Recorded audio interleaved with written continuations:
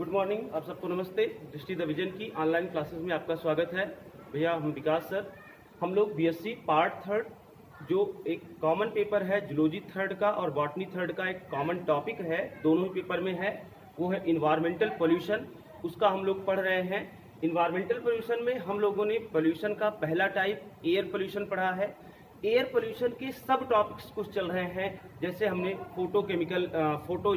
Photochemical smog या एक topic हमने और देखा एसिड रेन। अब उसी के बाद अगली टॉपिक जो आता है आपसे ग्लोबल वार्मिंग। तो कुल मिलाकर ग्लोबल वार्मिंग या ग्रीन हाउस इफेक्ट, ये दोनों लगभग एक ही चीजें हैं। ग्लोबल वार्मिंग या ग्रीन हाउस इफेक्ट एक ही चीजें हैं, दोनों को लिखा एक ही तरीके से जाता है, थोड़ा सा डिफ्रेंशिएट यहाँ पर हमने किया है ग्लोबल वार्मिंग और ग्रीन हाउस इफेक्ट में। सबसे पहले हम जान लेते हैं कि ग्लोबल वार्मिंग या ग्रीन हाउस इफेक्ट है क्या। तो आप कहते हैं कि जब इन्वायरमेंटल पोल्यूशन के कारण हमारे अर्थ इन्वायरमेंट का टेम्परेचर इंक्रीज करने लगता है, हमारा एटमॉस्फेरिक टेम्परेचर इंक्रीज करने लगता है, तो इसी को ग्लोबल वार्मिंग या ग्रीन हाउस इफेक्ट कहते हैं। कहने का मतलब जब पोल्यूटेंट्स की मात्रा ज्यादा हो जाएगी तो हमारे एटमॉस्फेयर का टेम्परेचर बढ़ने लगेगा। कैसे? देखिए, जब सनलाइट ड्यूरिंग डे, दिन के समय सनलाइट अर्थ पर आती है और शाम होते होते वो रिफ्लेक्ट होकर वापस चली जाती है, सनलाइट वापस चली जाती है, तो टेम्परेचर नॉर्मल हो जाता है। लेकिन जब हमारे इन्वायरमेंट में पोल्यूटेंट की संख्या, प्रदूषकों की संख्या बहुत ज्यादा बढ़ जाती है, तब क्या होता है कि जो सनलाइट आती है तो ये पोल्यूटेंट सोलर लाइट को दोबारा रिफ्लेक्ट नहीं होने देते, यानी एब्जॉर्ब कर लेते हैं। तो हमारे आसपास सनलाइट की जो हीट है, सोलर लाइट की जो हीट है, वो हमारे एटमॉस्फेयर के आसपास इकट्ठा रहती है, जिससे कि हमारे एटमॉस्फेयर का टेम्परेचर बढ़ जाता है, लगातार बढ़ता जाता है। इसी को कहते हैं ग्लोबल वार्मिंग या ग्रीन हाउस इफेक्ट। पढ़ते हैं, देखते हैं। Global warming is defined as natural और human induced increase in average global temperature of atmosphere near the earth's surface produced due to presence of pollutant gases that absorb infrared rays and re-emit them causing rise in atmospheric temperature। वही कहानी जो मैंने आपको बताया कि जब कई प्रकार की पोल्यूटेंट गैसेस होती हैं हमारे एटमॉस्फेयर में, तो इंफ्रारेड सनलाइट की होती हैं या सोलर एनर्जी की जो हीट होती है, उसको क्या करती हैं, एब्जॉर्ब कर लेती हैं, रिफ्लेक्ट नहीं होने देती हैं, हीट को एब्जॉर्ब किए रहती हैं, और वो हीट यहीं पर इमिट होती रहती है, हमारे एटमॉस्फेयर में ही वो हीट बराबर निकलती रहती है, जिससे क्या होता है, हमारा ग्लोबल टेम्परेचर या एटमॉस्फेरिक टेम्परेचर बढ़ जाता है। इसी को हम कहते हैं ग्लोबल वार्मिंग। हमारे ग्लोबल यानी हमारे अर्थ एटमॉस्फेयर का टेम्परेचर बढ़ना। मेन रीजन पोल्यूटेंट्स, गैसेस, जो हार्मफुल गैसेस हैं, पोल्यूटेंट हैं, ये क्या करते हैं, सोलर लाइट की जो हीट होती है उसको एब्जॉर्ब किए रहते हैं, इमिट नहीं होने देते, वापस नहीं जाने देते, और इस हीट के कारण हमारे एटमॉस्फेयर का टेम्परेचर बढ़ जाता है, और इसी को कहते हैं ग्लोबल वार्मिंग। उसी को ग्रीन हाउस इफेक्ट भी कहते हैं। आगे इसमें देख लेते हैं। Sunlight reaches earth warms both the atmosphere and earth surface. Solar light पहुंचती है तो हमारे अर्थ को और एटमॉस्फेयर दोनों को क्या करती है, गर्म करती है। Water vapours CO2, NO2, methane, chlorofluorocarbons and halocarbons trap some of the heat energy radiating from earth atmosphere and re-emit it causing warming of atmosphere. वही कहानी यहाँ भी है कि अगर हीट, जो सोलर हीट आ रही है, उसको एब्जॉर्ब कौन कर लेता है, अगर हमारे एटमॉस्फेयर में ज्यादा मात्रा में वाटर वेपर है, carbon dioxide, nitrogen oxide, methane, chlorofluorocarbon, अगर ये सब हमारे एटमॉस्फेयर में है तो हीट को एब्जॉर्ब कर लेते हैं, और उस हीट के कारण हमारे एटमॉस्फेयर का टेम्परेचर बढ़ने लगता है। फिर the warming is somewhat similar to greenhouse. ये जो गर्माहट है, जो हमारे अर्थ की जो टेम्परेचर बढ़ रहा है, ये कुछ कैसे होता है, ग्रीन हाउस की तरह।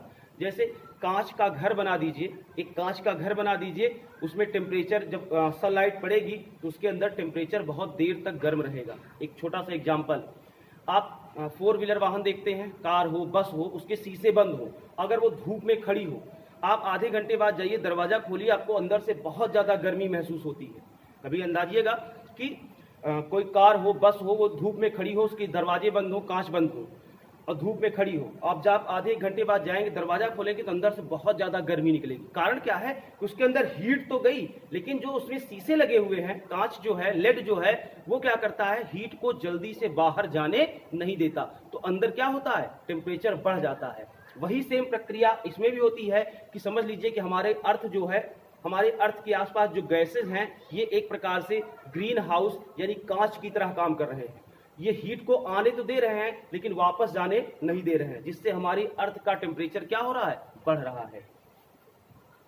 और इसी के कारण इसका नाम दिया गया है ग्रीन हाउस इफेक्ट। क्योंकि जो पोलर एरिया है, ध्रुवीय क्षेत्र जो है, जहां पर हमेशा बर्फ जमी रहती है, वहां पर पेड़ पौधे आसानी से नहीं उग पाते क्योंकि टेम्परेचर ज़्यादा मिलता नहीं। तो वहां साइंटिस्ट क्या किए हैं कि छोटे छोटे कांच के घर बनाए हैं, उनमें प्लांट्स को लगा देते हैं। तो कांच के जो छोटे छोटे घर बने हैं, उनमें अगर 10 मिनट 15 मिनट भी धूप पड़ेगी तो उनके अंदर हीट एब्जॉर्ब हो जाती है, तो पौधे को बराबर हीट मिलती रहेगी कुछ समय तक के लिए, और वो पौधा ग्रो कर सकता है। पोलर एरिया पर, ध्रुवीय क्षेत्रों में कांच के छोटे घर बनाए गए। क्यों?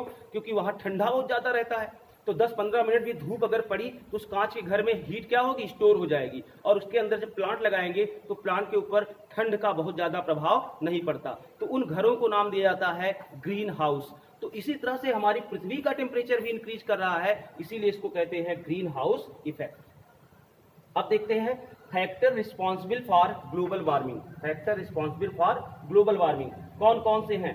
Global warming is being caused by increasing concentration of gases produced by human activities called anthropogenic process.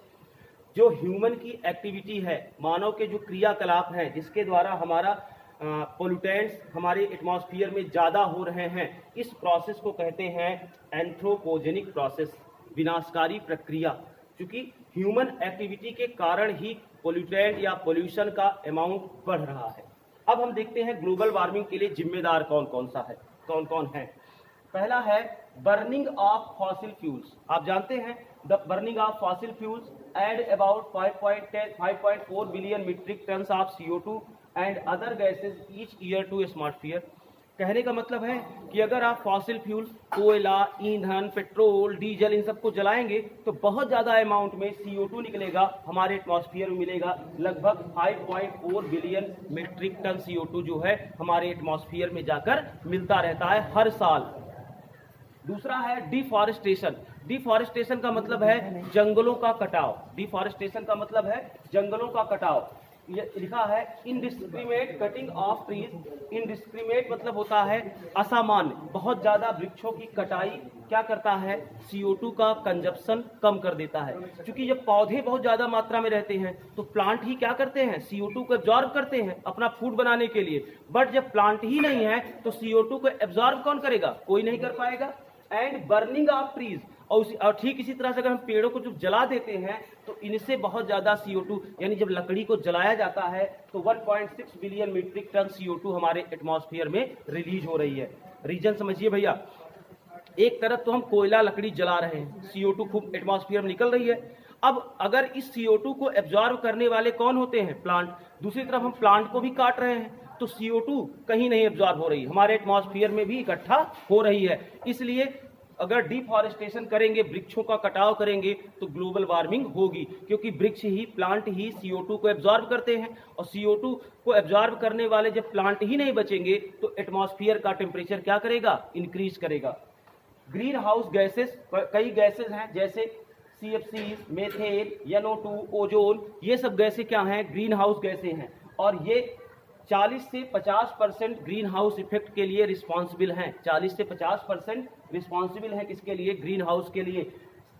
Chlorofluorocarbon, methane, NO2, ozone, CO2, ये सब ग्रीन हाउस गैसेज हैं। इनके कारण एटमॉस्फेयर का टेम्परेचर बढ़ता है। फिर आता है इफेक्ट ऑफ ग्लोबल वार्मिंग।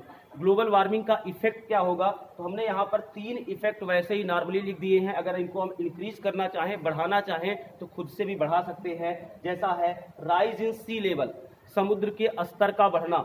चूंकि जब टेम्परेचर लगातार बढ़ता रहेगा तो जो हमारे पोलर पे जो हमारे पोल्स पर जो बर्फ जमी हुई है, पहाड़ों पर जो बर्फ जमी हुई है, टेम्परेचर बढ़ने के कारण वो बर्फ जल्दी जल्दी गलने लगती है, पिघलने लगती है और नदियाँ बहुत तेज़ी से नदियों में पानी की मात्रा ज़्यादा बढ़ जाती है। और जब नदियों की पानी की मात्रा बढ़ेगी तो नदियाँ जाकर कहाँ मिलती हैं? समुद्र में, सी में। तो सी वाटर लेवल क्या हो रहा है? लगातार बढ़ रहा है।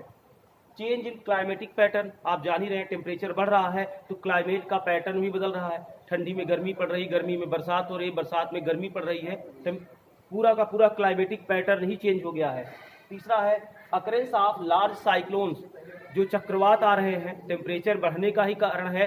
साइक्लोन्स मतलब चक्रवात, वही जो समुद्री तूफान आ रहे हैं या समुद्र में जो ऊंची ऊंची लहरें उठ रही हैं, वो भी कारण है। और ट्रॉपिकल डिस्टर्बेंस, वृक्षों को बहुत ज़्यादा नुकसान पहुंच रहा है, बहुत ज़्यादा टेम्परेचर बढ़ रहा है, गर्मी बढ़ रही है, तो ट्रॉपिकल डिस्टर्बेंस, पहाड़ों पर बने हुए वृक्ष जो है वो टूट टूट कर गिर रहे हैं। या पहाड़ों पर आप देखते हैं उत्तराखंड वगैरह में पेपर में आता रहता है कि आज पहाड़ की मिट्टी खिसक गई है।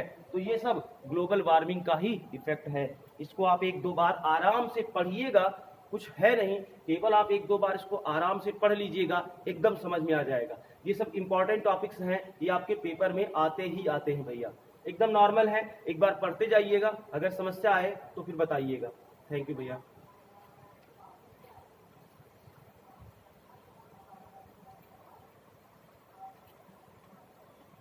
हेलो।